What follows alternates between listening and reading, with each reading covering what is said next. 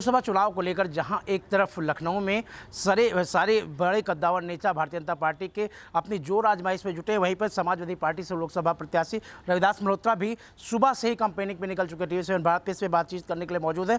हमसे बातचीत करते हुए जानते हैं कि जिस तरह से लगातार समाजवादी पार्टी को लेकर किस सरकार घेरने का काम कर रही है, ऐसे में समाजवादी पार्टी का ये कैसे साइकिल चलाएंगे और कैसे कमल को खिलने से रोकेंगे। सर, लखनऊ का गढ़ कहा जाता है भारतीय जनता पार्टी, ये लखनऊ का गढ़ कही जाती है। ऐसे में समाजवादी पार्टी ने आपको प्रत्याशी बनाया, विधायक भी हैं और कई बार आपने बहुत अच्छे पदों पर रहे हैं, मंत्री भी रहे हैं।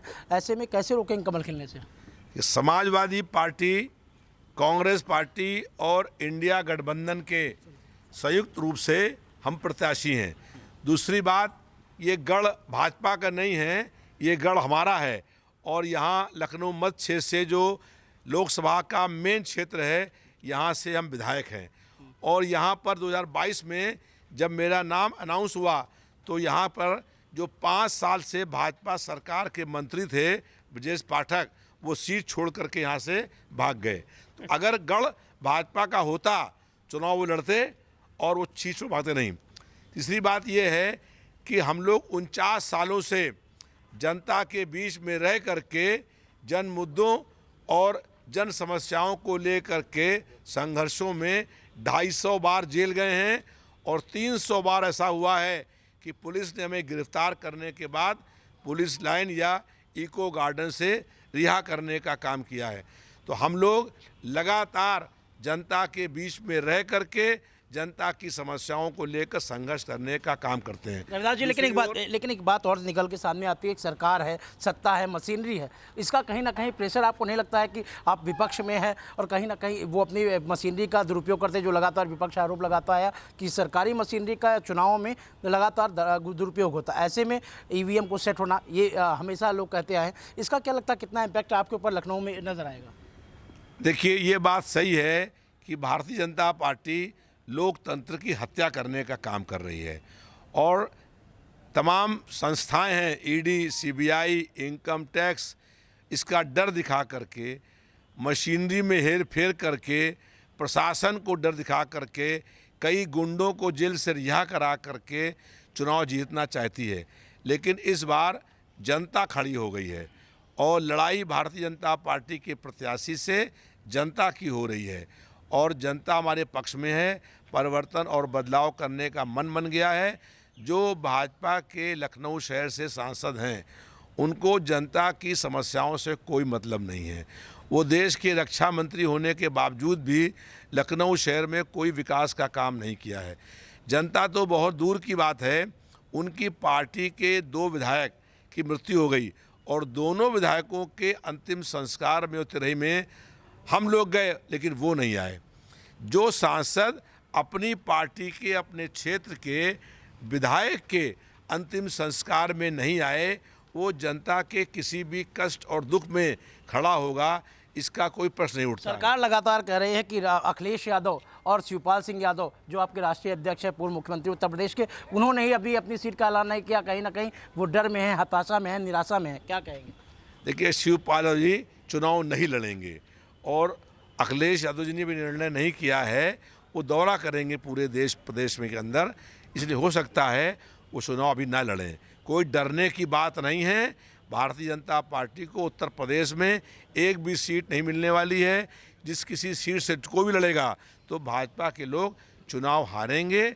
और यहाँ से भी जो लखनऊ से सांसद हैं राजनाथ सिंह, वो बहुत भारी अंतर से चुनाव लखनऊ में हार रहे हैं। तो बता रहे 5 लाख की जीत हो रही है।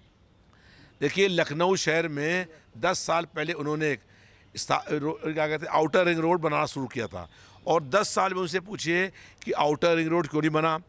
भ्रष्टाचार की भेंट चढ़ गया, लाखों अरबों करोड़ों रुपए जो है खर्च हो गए और सड़कें बनी, फिर टूट गई, फिर वही सड़क दोबारा बनी।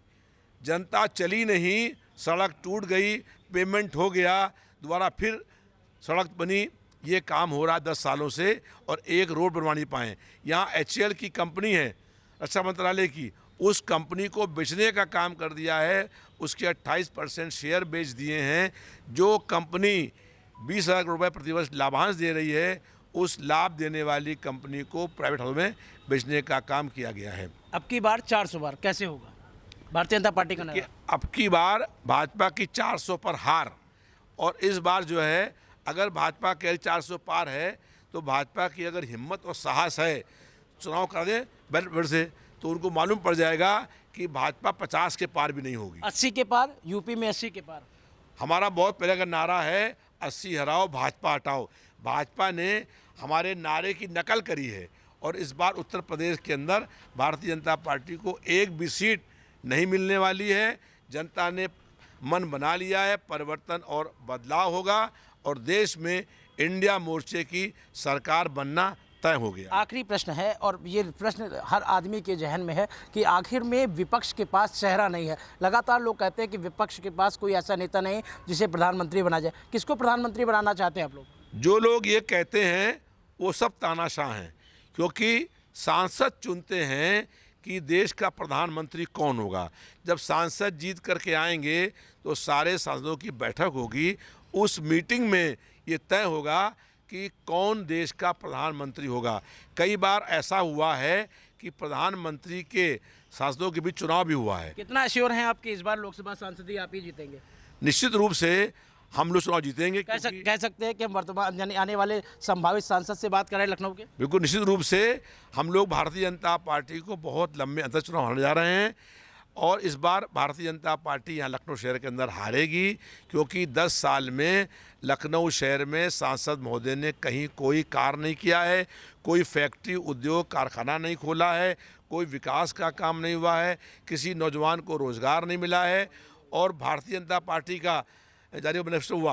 आने वाले संभावित सांसद से बात करें लखनऊ के? बिल्कुल निश्चित रूप से हम लोग भारतीय जनता पार्टी को बहुत लंबे अंतर चुनाव हारने जा रहे हैं और इस बार भारतीय जनता पार्टी यहाँ लखनऊ शहर के अंदर हारेगी, क्योंकि 10 साल में लखनऊ शहर में सांसद महोदय ने कहीं कोई कार्य नहीं किया है, कोई फैक्ट्री उद्योग कारखाना नहीं खोला है, कोई विकास का काम नहीं हुआ है, किसी नौजवान को रोजगार नहीं मिला है और भारतीय जनता पार्टी का जारी मैनिफेस्टो हुआ। मैनिफेस्टो में महंगाई का माँ शब्द का इस्तेमाल भी नहीं किया गया है, बेरोजगारी का बे शब्द का इस्तेमाल भी नहीं किया गया है। जनता की महंगाई से परेशान है, बेरोजगारी से परेशान है, हमारी बहन बेटियां सुरक्षित नहीं हैं, देश की संपत्ति लगातार बिक रही है और जो है वो जनता हाहाकार मचा हुआ है। न शिक्षा मिल रही है, न दवा मिल रही है, न इलाज हो रहा है। वो तो कह रहे हैं मुफ्त सिंचाई, मुफ्त पढ़ाई, मुफ्त सुरक्षा, स्वास्थ्य चिकित्सा सुविधाओं में बेहतर उनका काम है। जब उन्होंने किताब और कापी पर टैक्स लगा दिया 18%, पूछिए उनसे, तो शिक्षा फ्री कहाँ से होगी जब किताब और कापी पर टैक्स लगा हुआ है? महंगाई कम कैसे होगी जब आटा, दाल, चावल, दूध, दही और पनीर पर टैक्स लगा दिया है?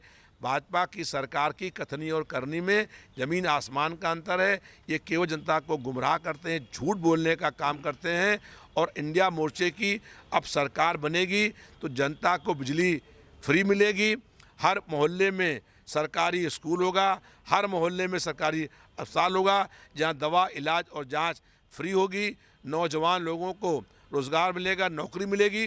केंद्र में 30 लाख पद खाली पड़े हुए हैं और भाजपा सरकार ने उन पदों को भरने का काम नहीं किया। कितने वोटों से हराने जा रहे हैं आप राजनाथ सिंह को? 3 लाख वोटों से हराने जा रहे हैं। ये थे रविदास मल्होत्रा, जिनका कहना साफ है कि आने वाले समय में भारतीय जनता पार्टी ने जो पिछले काम नहीं किए हैं उसका खामियाजा उनको लखनऊ से भुगतना पड़ेगा और लगभग 3 लाख वोटों से रविदास मल्होत्रा लखनऊ के सांसद बनने को तैयार। लेकिन ये तो आने वाला वक्त बताएगा कि राजनीति का ऊंट किस करवट बैठता है। कैमरामैन ऋषभ के साथ शशांक श्रीवास्तव, TV7 भारत, लखनऊ।